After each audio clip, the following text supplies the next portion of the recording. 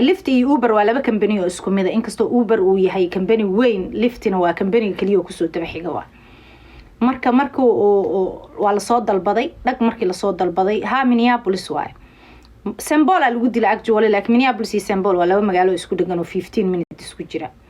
markii laga dalbaday halkaan nina u soo koray dadku haddadan dadkii looma wada jeedo qof walba maski uu xiran yahay maski uu xirnaa marka maskiga ninka u xirnaa kadibna uu gaarigu soo galay gaariga markuu soo galayna uu soo raacay cabaar kadib wuxuu dhahay waxa haysid si bistooladu intooga saaray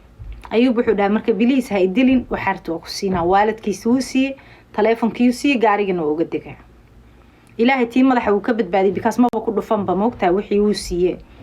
haddana ilaahay amarkiis dadkan shaydaana ku wada shaqaysanaya wiilka markuu gaariga uga degay ma dhiman uu nool yahay alxamdulillah rabbil caalamiin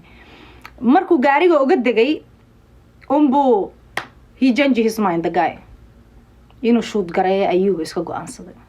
asagoo banaanka taagan iyo xanuunkii uu la carriya ma aqaan adoo intuu gaariga ka soo degay wiilkaas iyo waxa la shoot gareeyo intuu cagiisa dhulka dhigay intuu dhaxaysay marka ala kulli xaal ma sha Allah ilaahay ha caafiyo wiil dadaal badan personality fiican he was 21 oo cunug yariis ah oo haddana aqli badan oo smart ah oo macnaha da'diisa iyo ismalaha sidoo u shaqeynay laba shaqo ka shaqeynay imagine cunug yar oo laba shaqo ka shaqeynay ma sha Allah tabarakallah oo macnaha dhaqaalihiisa iyo noloshiisa iyo uga fikray iyo gurigu degan yahay iyo gaarigu watay wuxuu ku arkay wuxuu isdhahay cunugan yar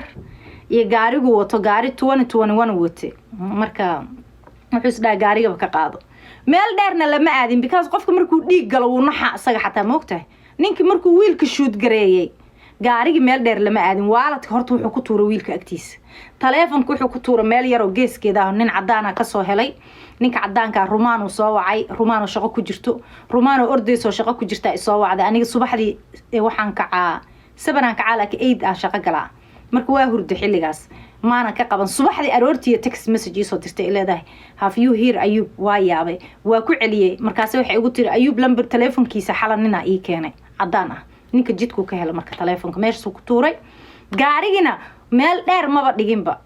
adi wuxuu dhigay meel wax yar u jirto booliiska isla markii soo helay habeenkii Ayub isbitaalka la geeyay subaxdii dambe duhurnimadii booliisku waa soo wacin gaariga waa haynaa dhaheen marka Somali ma aha ninka Somali ma aha taas waa la hubaa Somali ma aha isna Somali la dagaal wax dilay Somali ma aha Ayubna waa taqaanaan Ayub especially waxa aad u yaqaano qofkii Snapchat-ka ku xirnaa amray Snapchat aad u yaqaanaan because Ayub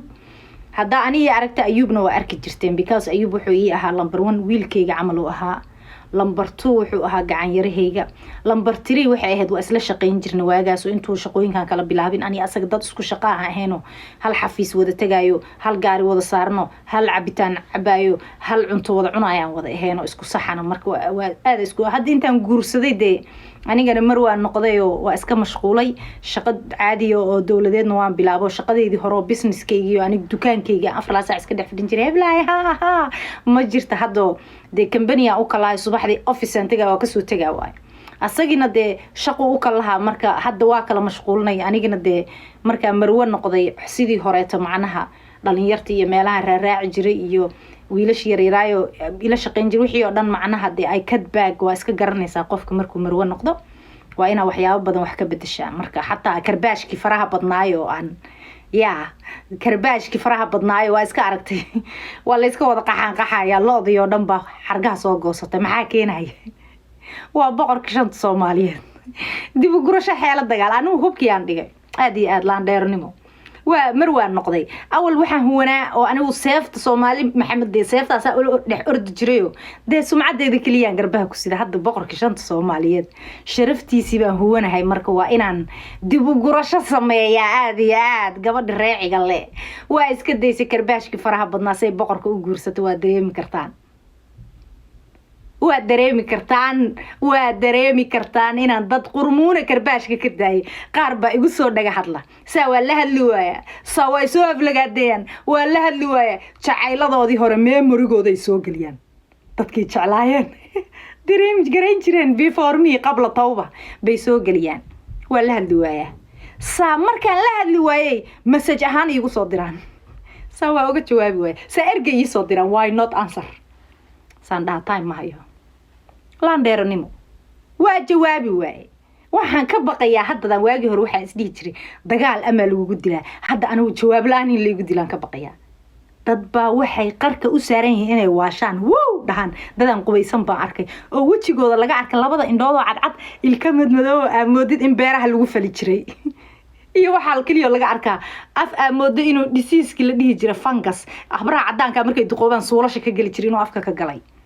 saas u soo jeeda har iyo habeen aan seexano saa computer ku dhex fadhiyo caruur iyo ciroole ay u kala soconayo isku daray yaa isku daray dadkaas ilaaha idinku dhaarshay qofka creditkiisa waa yaa dadkaas isugu daray olyadii baasiinka isku qasay yaa saas yeelay dad baa siyaasiyiin ahayo aqal cad ka soo kici jira maanta homeless xaasaskooda ceyriyeen yaa saa u galay